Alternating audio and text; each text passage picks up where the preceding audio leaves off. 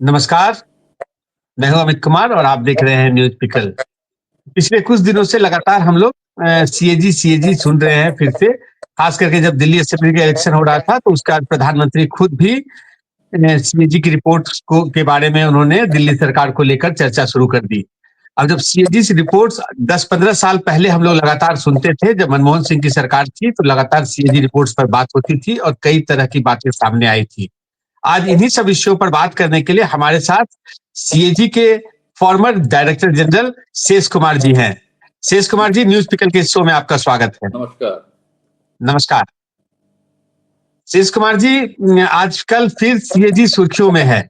खास करके जब दिल्ली विधानसभा का चुनाव प्रचार चल रहा था, तभी से ऐसी बातें सामने आ रही थी कि दिल्ली सरकार को लेकर सीएजी की रिपोर्ट जो है उसको टेबल नहीं किया गया है। और जब दिल्ली में सरकार बदल गई, 27 वर्षों के बाद बीजेपी की सरकार आई है, तो नई सरकार पहली ही असेंबली में उन सीएजी रिपोर्ट्स को सामने लेकर आई है। तो शेष कुमार जी, हम लोग जानना चाहते हैं, हमारे दर्शक जानना चाहते हैं कि आखिर ये जो सीएजी का रिपोर्ट्स है, क्या ये सरकार जब चाहती है तब विधानसभा या लोकसभा में लाती है, या क्या है इसके पीछे? सर्वप्रथम मैं ये कहना चाहूंगा कि सीएजी के पास ये अधिकार या शक्ति नहीं है, पावर्स नहीं है कि ये रिपोर्ट कब असेंबली में या लोकसभा में प्रस्तुत की जाए। उनका सिर्फ यही ड्यूटी है कि रिपोर्ट बनाएं और रिपोर्ट्स हस्ताक्षर के बाद इसको लेफ्टिनेंट गवर्नर साहब को दिल्ली के लिए, स्टेट हो तो गवर्नर को और सेंट्रल गवर्नमेंट हो तो प्रेसिडेंट ऑफ इंडिया को ये भिजवाया जाता है सीएजी साहब के द्वारा। फिर वहां से प्रक्रिया शुरू होती है और जो मौजूदा सरकार होती है वो सरकार तय करती है कि कब इसको लेजिस्लेचर में या पार्लियामेंट में प्रस्तुत की जाए।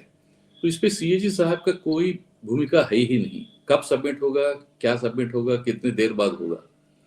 अब रही दिल्ली सरकार की बात, दिल्ली सरकार की रिपोर्ट की बात, ये आपको भी पता होगा, ये मार्च 2024 के आसपास इनके ऊपर सीएजी साहब के हस्ताक्षर हुए थे और इनको अभी फरवरी 2025 में प्रस्तुत किया गया था। तो मतलब 11-12 महीने की विलंब हुई है इसमें। इसी तरह अगर आप झारखंड का भी देखें, झारखंड के भी मेरे ख्याल से मई जून में सीएजी साहब से हस्ताक्षर हुए थे 2024 में, और हाल ही में अभी उनको भी, उन रिपोर्टों को भी फरवरी 2025 में प्रस्तुत किया गया है।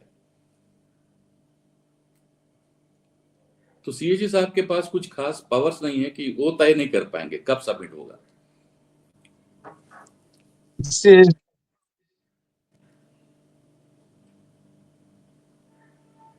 रहे, अब आप वहाँ डीजी के बाद रिटायर हुए। अभी हाल ही में आपका एक बुक भी आया है और काफी सुर्खियों में है, काफी पढ़ा जा रहा है। ये CAG ensuring accountability amidst controversies and inside view. तो इस पुस्तक में क्या विशेष है, हमारे दर्शक ये भी जानना चाहेंगे। इस पुस्तक में हमने काफी विषयों के ऊपर चर्चा करने का प्रयत्न किया है। सीएजी संस्था क्या है, कैसे इनको अपॉइंट किया जाता है, नियुक्ति कैसी होती है, नियुक्ति होने के बाद इनके पास क्या पावर होते हैं, किस तरह की ऑडिट्स होती आई हैं, और खासकर ये काफी विवादास्पद रिपोर्टें 2-3 रही हैं कोल एलोकेशंस की, 2G स्पेक्ट्रम एलोकेशंस। 12 साल के बाद भी उसके ऊपर पीएसी के रिपोर्ट अभी तक प्रस्तुत नहीं हुए हैं, तो फाइनलिटी नहीं हुई है लेकिन उसके ऊपर कार्रवाई बहुत हुई है, चर्चा हुई है बड़ी, उस पर काफी इन्वेस्टिगेशन चला है, तो इस अरेस्ट भी हुए हैं, क्रिमिनल केसेस अभी भी वेरियस स्टेजेस ऑफ प्रोसिक्यूशन पे हैं, कुछ लोगों को रिहा भी कर दिया गया है कि क्रिमिनल कॉन्स्पिरेसी का एविडेंस मिला नहीं है इस हिसाब से।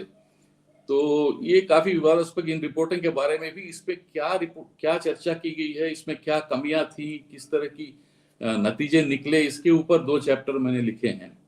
इसके अलावा सीएजी साहब की नियुक्ति के बारे में, नियुक्ति कैसी होती है, उनकी इफेक्टिवनेस बढ़ता है या कम होता है, जिस तरह की प्रक्रिया भी है।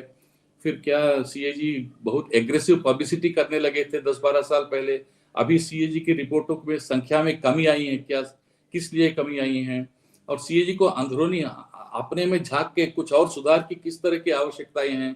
अंतरराष्ट्रीय स्तर पर सीएजी को काफी रिकॉग्निशन मिला है, वहां से कुछ सीख मिलती है तो उसको डोमेस्टिक ऑडिट में कैसे यूज किया जा सकता है। इन सब मुद्दों पर मैंने चर्चा करने का प्रयत्न किया है इस किताब में। नहीं, आपने दो चीजों का चर्चा जो किया है खास करके कि क्वालिटी ऑफ सीएजी रिपोर्ट्स और क्वांटिटी ऑफ सीएजी रिपोर्ट्स। अभी पिछले कुछ सालों में हम लोग देख रहे हैं कि हर साल ये रिपोर्ट्स की संख्या घटते जा रही है। इसकी क्या वजह देखते हैं आप? देखिए, आपने सही कहा और मैंने मेरे किताब में भी इसका उल्लेख किया है। 2011-12 में 100 से ज्यादा रिपोर्ट्स मात्र केंद्र सरकार के सीएजी साहब ने जारी किए थे। उसके बाद वो लगातार गिरती हुई 30, 40, 50 इस तरह की संख्या में हर साल आती रही हैं। मैं केंद्र सरकार की बात कर रहा हूँ। कुल मिलाकर देखा जाए तो 100-150 रिपोर्ट्स पूरे स्टेट्स को मिलाकर साल में सीएजी प्रस्तुत करते हैं, असेंबलीज को हो या पार्लियामेंट को। तो पार्लियामेंट्स के रिपोर्ट की संख्या तो अवश्य कम हुई है। ये उनके आंकड़े ही बताते हैं, मेरे आंकड़े नहीं हैं। उनके परफॉर्मेंस रिपोर्ट्स में ही हर साल आता है, उसमें से आंकड़े लिए थे मैंने और हमारे किताब में भी उसका उल्लेख किया है। तो वाकई सच है कि रिपोर्टों की संख्या कम हुई है। अब इसके बारे में एक दो बातें जुड़ी हुई हैं। रिपोर्ट की संख्या कम हो, इससे इफेक्टिवनेस ऑफ ऑडिट और ऑडिट की जो रीच होती है, जो पहुंच होती है, उसका उतना ताल्लुक नहीं होता है। रिपोर्ट में क्वालिटी क्या है, किस विषय का चर्चा किया है, किस तरह का विश्लेषण किया है, किस तरह के नतीजे पे पहुंचे हैं, किस तरह का पब्लिक वेलफेयर इश्यूज को उजागर किया है, इसके ऊपर डिपेंड करता है। वो क्वालिटी ऑफ ऑडिट कहते हैं उसको। तो क्वांटिटी कम होने से क्वालिटी कम हुई है बोल के ये कंक्लूजन पे हम नहीं आ सकते हैं। हालांकि बहुत सारे स्कीम्स हैं गवर्नमेंट के जिसपे और विस्तृत रूप से ऑडिट करने की शायद आवश्यकता रही है, वो शायद कर रहे होंगे सीएजी साहब। एक साल में होता नहीं है रिपोर्ट, 2-3 साल लगते हैं बनने में। तो नंबर्स तो कम हुए हैं, क्वालिटी में सुधार नहीं हुई है या गिरावट आई है, ऐसा मैं शायद नहीं कह पाऊंगा। ये मैंने कहा भी नहीं है किताब में क्वालिटी के बारे में। नहीं, शेष कुमार जी, क्या है, पिछले कुछ महीनों से जब अब सीएजी की फिर से चर्चा शुरू हो गई है, खास करके जब दिल्ली के चुनाव प्रचार के दरमियान प्रधानमंत्री खुद सामने आकर बताए थे कि अगर दिल्ली में बीजेपी की वापसी होगी तो बीजेपी की सरकार अपने पहले विधानसभा सत्र में ही सीएजी की रिपोर्ट को विधानसभा के पटल पर रखेगी। अभी यही झारखंड में भी हो रहा है। झारखंड में भी सीएजी की कुछ रिपोर्ट्स खास करके हेल्थ सेक्टर को लेकर झारखंड विधानसभा पटल में रखी गई है और काफी कंट्रोवर्सी हो रही है। मतलब जैसे 10 साल पहले, 12 साल पहले जो हम लोग सुनते थे, मीडिया में काफी चर्चा होती थी सीएजी रिपोर्ट्स को लेकर, तो अभी झारखंड में भी राजनीतिक माहौल गर्म हुआ पड़ा है और दिल्ली में भी राजनीतिक माहौल गर्म हुआ पड़ा है। तो क्या वजह है कि ये बीच का 10 साल लगातार गैप के बाद फिर लगातार उन राज्यों में ये सीएजी रिपोर्ट्स की चर्चा हो रही है जहां बीजेपी शासन में है, तो विपक्ष के बारे में उन सीएजी रिपोर्ट्स में उनके जो टेन्योर था उस विषय का चर्चा है उस सीएजी रिपोर्ट्स में। और अभी वर्तमान में जो झारखंड सरकार है, हम लोग को मालूम है कि वो सरकार रिपीट हुई है और इनके पिछले टेन्योर के बारे में उन सीएजी रिपोर्ट्स में खामियां बताई गई है। तो इसमें आप कुछ राजनीति देखते हैं या कुछ दूसरा है? आप जरा दर्शकों को समझाएं। जहां तक मेरा अनुभव और तजुर्बा रहा है, सीएजी राजनीति करते नहीं है, राजनीति में दखल अंदाज देते नहीं है। वो वो चाहते हैं कि अपना काम अपने रिपोर्ट के द्वारा प्रकाशित हो, उजागर हो। यही रहा है रवैया सीएजी का। अब रही बात झारखंड में भी मैंने कहा ना, मेरे 8-10 महीने की विलंब हुई है रिपोर्ट को पेश करने में, प्रस्तुत करने में असेंबली में। तो ये विलंब में सीएजी का कोई रोल रहता नहीं है। सीएजी को जब तक आप ये पावर्स ना दें, इसके लिए कॉन्स्टिट्यूशन को अमेंड करना पड़ेगा या कुछ विधि विधान में संशोधन लाना पड़ेगा कि सीएजी साहब को कुछ इस तरह का पावर दिया जाए कि 3 महीने से 6 महीने या 9 महीने, कुछ भी आप समझे, कुछ रीजनेबल टाइम दे दें। इसके अंदर अगर मौजूदा सरकार उस रिपोर्ट को प्रस्तुत नहीं करती हैं असेंबली में या पार्लियामेंट में, तो सीएजी साहब खुद उसको उजागर कर सकते हैं, पब्लिक कर सकते हैं। इस तरह का पावर सीएजी को देने की आवश्यकता है। अब ये पावर देना है, नहीं देना है, कौन देंगे, किस तरह से देंगे, ये सीएजी के हाथ में नहीं है। ये तो पूरा संशोधन संविधान का शायद जरूरी होगा इसमें, या एक्ट ये सब पार्लियामेंट पे डिपेंड होगा, ये होगा कि नहीं होगा। जब तक इस तरह की पावर सीएजी को नहीं दी जाती हैं, तब तो यही रवैया चलता रहेगा। दूसरा विकल्प इसका ये रहेगा कि आप जैसे अमित कुमार जी या दूसरे पब्लिक इंटरेस्ट लिटिगेंट्स या एडवोकेट्स जो पब्लिक वेलफेयर की काफी चिंता करते रहते हैं, उनके द्वारा अच्छे एडवोकेट्स को लेकर कोर्ट को अप्रूव किया जाए, सुप्रीम कोर्ट को अप्रोच किया जाए कि भाई ये पब्लिक इंटरेस्ट का मामला है, इस तरह के देखते आ रहे हैं कि हर जगह रिपोर्ट में विलंब हो रही है, सीएजी साहब तो प्रस्तुत कर दिए हैं लेकिन पब्लिक नहीं होता है और असेंबली में आता नहीं है, तो पूरा purpose of CAG's report is getting defeated है, लॉस्ट। तो इस तरह का ये केस बना के पब्लिक इंटरेस्ट लिटिगेशन के माध्यम से सुप्रीम कोर्ट तक हम किसी को ले जाना चाहिए, तभी कुछ इसका हल हो सकता है। तो ये दो तरीके हैं। इस बीच में सीएजी साहब कुछ नहीं कर पाएंगे, इसमें रिपोर्ट साइन करके प्रेसिडेंट, लेफ्टिनेंट गवर्नर या गवर्नर को भेजने का ही उनका रोल है। झारखंड के संदर्भ में जो सीएजी रिपोर्ट्स पेश हुआ है उसमें एक टर्म यूज हो रहा है कि परफॉर्मेंस बेस्ड ये रिपोर्ट है। तो ये दो रिपोर्ट हमारे दर्शकों को ये समझाएं कि परफॉर्मेंस बेस्ड जो ऑडिट होता है और दूसरा आउटकम बेस्ड, दोनों में क्या अंतर है, और ये जो सीएजी जो चुनाव करती है कि कहाँ परफॉर्मेंस बेस्ड करेंगे, कहाँ आउटकम बेस्ड करेंगे, तो दोनों में क्या अंतर है और क्या सीएजी ये चुनाव किस आधार पर करती है? बहुत अच्छा प्रश्न पूछा आपने अमित कुमार जी। सीएजी के ये पावर्स आते हैं, एक एक्ट है, उसको कहते हैं CAG's duties powers and conditions of service act, DPC act 1971 की बनी हुई है। उस पर कुछ अमेंडमेंट्स बाद में हुए हैं। उस पर एक सेक्शन है 23। तो इसके अंदर सीएजी के पास पूरा पावर है कि ये क्या ऑडिट करें, किस तरह का ऑडिट करें, कितना डीप ऑडिट करें, किस तरह का रिपोर्ट प्रस्तुत करें, इसकी पूरी छूट और आजादी उनके पास है। ये संविधान और ये एक्ट के द्वारा मिला हुआ है सीएजी साहब को। अब रही बात ये कंप्लायंस ऑडिट क्या है या परफॉर्मेंस ऑडिट क्या है, आउटकम बेस्ड ऑडिट क्या है, ये आप पूछ रहे थे। देखिए, परफॉर्मेंस ऑडिट ऐसी चीज है जिसमें हम अंग्रेजी का शब्द इस्तेमाल करें तो एफिशिएंसी, इफेक्टिवनेस और इकोनॉमी ऑफ एक्सपेंडिचर और स्कीम्स, उनकी एग्जामिनेशन होती है। मतलब डीप में पॉलिसी से लेकर कैसे पॉलिसी बनी, किस आधार पे बनी, किस तथ्यों पे बनी, वो तथ्यों में कुछ गलतियां हैं, गलत आधार पर कुछ नीतियां बनी है क्या, कुछ नीतियों को बनाने में कुछ चीजों की नजरअंदाजी की गई क्या, ये भी देखा जाता है। फिर एक पॉलिसी बन गई थी, उसकी इम्प्लीमेंटेशन वो कैसे हो रहा है, उसकी ऑब्जेक्टिव्स अचीव हो रहे हैं कि नहीं हो रहे हैं, क्या गलतियां हैं, उसके लिंक्ड एक है, उससे लिंक्ड आउटकम्स। मतलब ये पॉलिसी से जो आप ऑब्जेक्टिव्स अचीव करना चाह रहे थे, उसकी कहां तक आपने अचीव किया है, आपने आउटकम्स क्या निकले हैं, इसके साथ इवैल्यूएशन की जाती है। इसमें कहीं बेनिफिशियरी सर्वे भी की जाती है, कुछ स्टैटिस्टिकल सैंपलिंग की जाती है, उसके बेसिस पे नतीजे के साथ पूरा एक रिपोर्ट प्रस्तुत किया जाता है। इसको परफॉर्मेंस ऑडिटिंग कहते हैं, परफॉर्मेंस बेस्ड रिपोर्ट। दूसरा हुआ आउटकम बेस्ड। आउटकम में हम पॉलिसी के अंदर उतना डीप नहीं जाएंगे, सिर्फ पॉलिसी तो मान लेते हैं कि ये पॉलिसी है, इसको एग्जामिन नहीं करेंगे, बेसिस क्या है नहीं देखेंगे, सिर्फ ये पॉलिसी को इम्प्लीमेंटेशन के बाद क्या नतीजे निकले हैं, क्या आउटपुट्स या आउटकम्स एक्चुअली, इसको इसकी विश्लेषण, इसका आकलन किया जाता है। इसको आउटकम बेस्ड ऑडिट कहते हैं। और इसका किसका ऑडिट, किस कंप्लेंट्स करें, परफॉर्मेंस करें, आउटकम करें, किस तरह की ऑडिट हो, किस तरह की रिपोर्ट प्रस्तुत करें, ये सब उनके सीएजी साहब के पावर्स में है।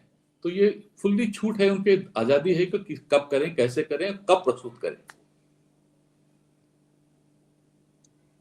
इसका ये मतलब हुआ कि जो सीएजी का सिलेक्शन होता है ये बहुत इंपॉर्टेंट हुआ। और सीएजी का सिलेक्शन आज के दिन में अगर खाली प्रधानमंत्री कर रहे हैं, और जैसा सीबीआई के केस में या सीबीसी के केस में या बाकी जो भी कॉन्स्टिट्यूशनल बॉडीज है, इलेक्शन कमीशन ऑफ इंडिया के केस में एटलीस्ट एक कमेटी है, ठीक है, उस कमेटी में प्रधानमंत्री भी एक मेंबर है।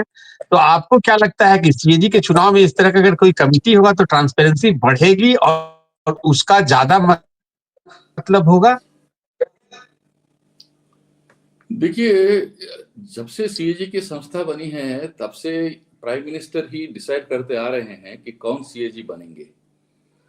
अब prime minister is the elected, he has been elected by the country.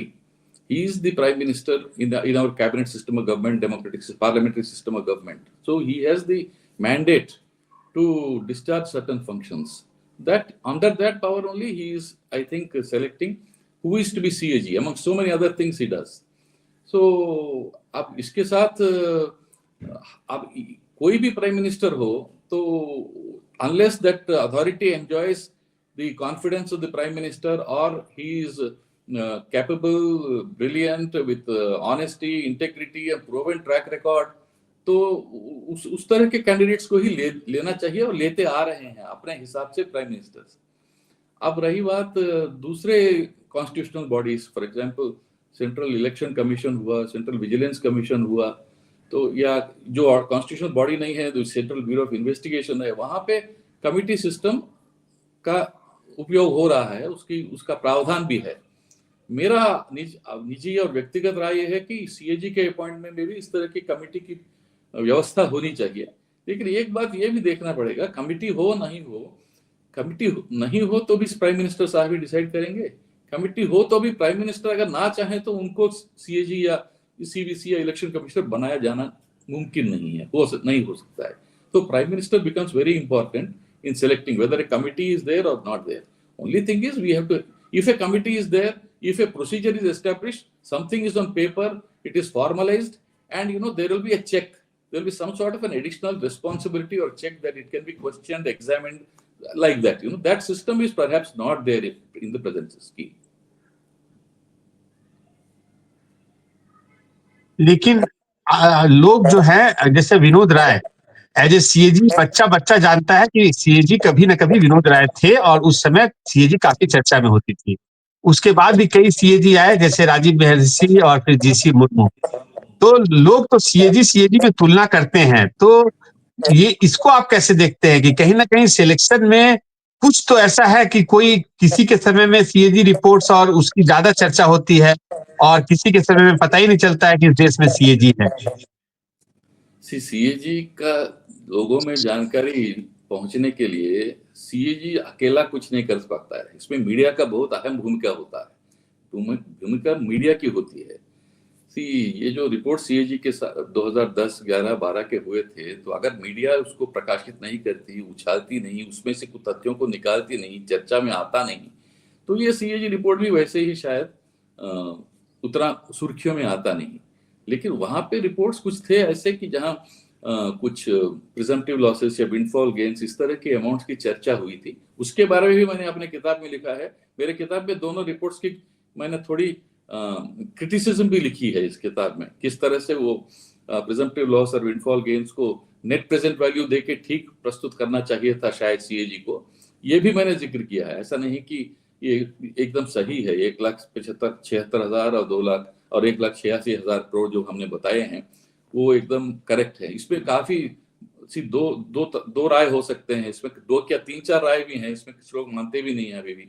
लेकिन बात यह है कि उस टाइम यह सुप्रीम कोर्ट ने इंटरवीन किया था, फिर ये सब लाइसेंसेस के और एलोकेशंस कैंसिल हुए थे, फिर कहीं इन्वेस्टिगेशन प्रोसिक्यूशन हुआ, कुछ बड़े बड़े हस्तियों को जेल भी जाना पड़ा। तो इस तरह की चीजें वो सीएजी के रिपोर्ट से उभर के आई हैं।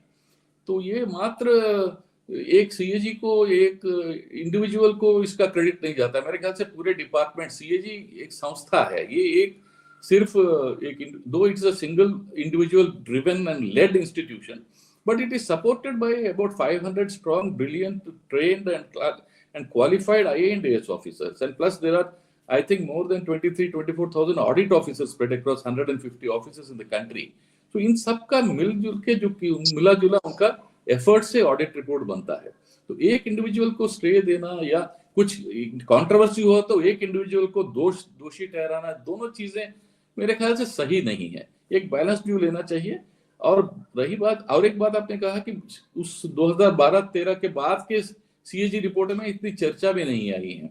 चर्चा में इसलिए नहीं आई होंगी कि उसमें इस तरह के अमाउंट्स का जिक्र नहीं हुआ है। बड़े बड़े अमाउंट्स का, प्रिजम्पटिव लॉस का, विंडफॉल गेन्स के, इस तरह के शब्दों का इस्तेमाल नहीं किया गया है। लेकिन अच्छे रिपोर्ट आए हुए हैं, कुछ कॉन्ट्रोवर्शियल रिपोर्ट भी आए हुए हैं। अभी देखिए आप, एक रफाल की रिपोर्ट आई थी, एक्विजिशन ऑफ रफाल जेट 2019 में, तो इसमें भी ये भी चर्चा में आई थी। इसके ऊपर भी पब्लिक अकाउंट्स कमेटी की अभी तक रिपोर्ट बनी नहीं है, फाइनलिटी इसकी भी आई नहीं है।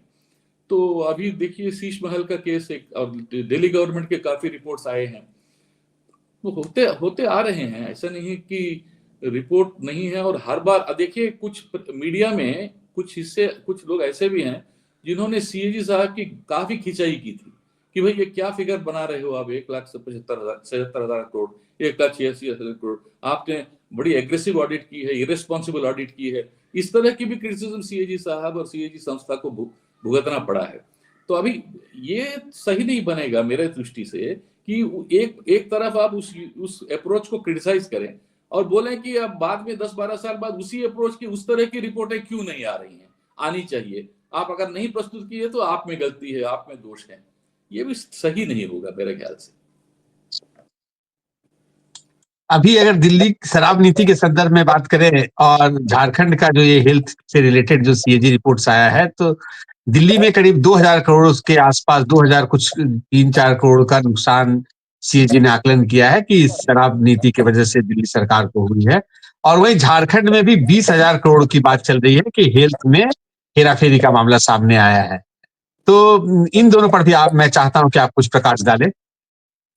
सर्वप्रथम दिल्ली सरकार की लिकर पॉलिसी जो भी हो, ये सीएजी साहब ने उजागर नहीं किया है। हम सबको पता है कि इससे पहले ही ये काफी मामला गहरा बना था, इन्वेस्टिगेशन हुई थी, इसमें काफी पॉलिटिशियंस को, चीफ मिनिस्टर तक को अरेस्ट किया गया था और कई पॉलिटिशियंस को अरेस्ट किया गया था। अभी भी वो मामला विचाराधीन है, चल रहे हैं मामले।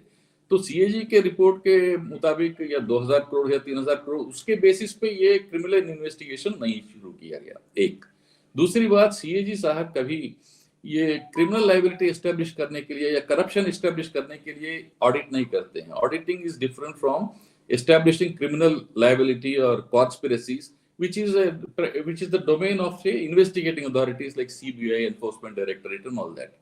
So सीएजी साहब ने अभी अपना विचार रखा है। इसको देखते हुए दिल्ली सरकार आगे कार्रवाई करेगी कि उनके पास क्या एडिशनल तथ्य, अतिरिक्त तथ्य सामने आए हैं, इसके बेसिस पे कुछ और कार्रवाई, कुछ और इन्वेस्टिगेशन करने की आवश्यकता है, वो दिल्ली सरकार तय करेगी। अब रही बात उनकी झारखंड सरकार में 4 रिपोर्ट आई हैं।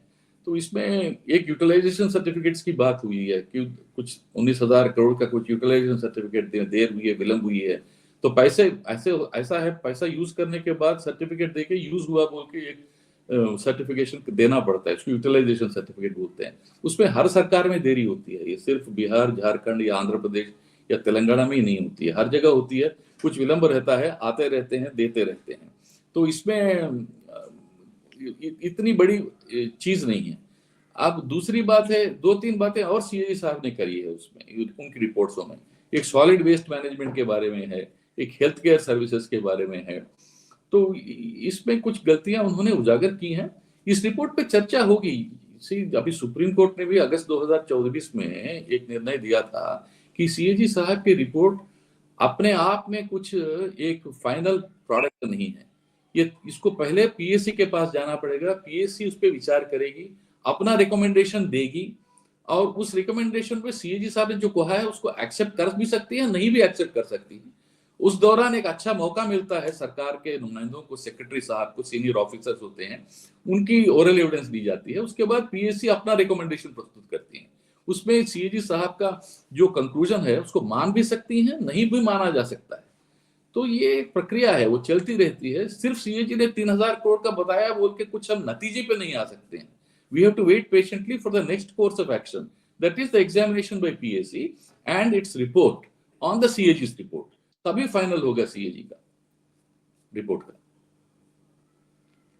नहीं, आपसे बात करके बहुत अच्छा लगा। उम्मीद है दर्शकों को भी ये एपिसोड अच्छा लगेगा और आपका जो बुक है वो मैं भी रिकमेंड करूंगा और मैं चाहूंगा कि जिनको भी ऑडिट से रिलेटेड कोई इंटरेस्ट है और उनको ये किताब जरूर पढ़ना चाहिए। तो आपसे फिर मुलाकात होगी। आपका न्यूज पिकल के इस शो में आने के लिए बहुत बहुत धन्यवाद।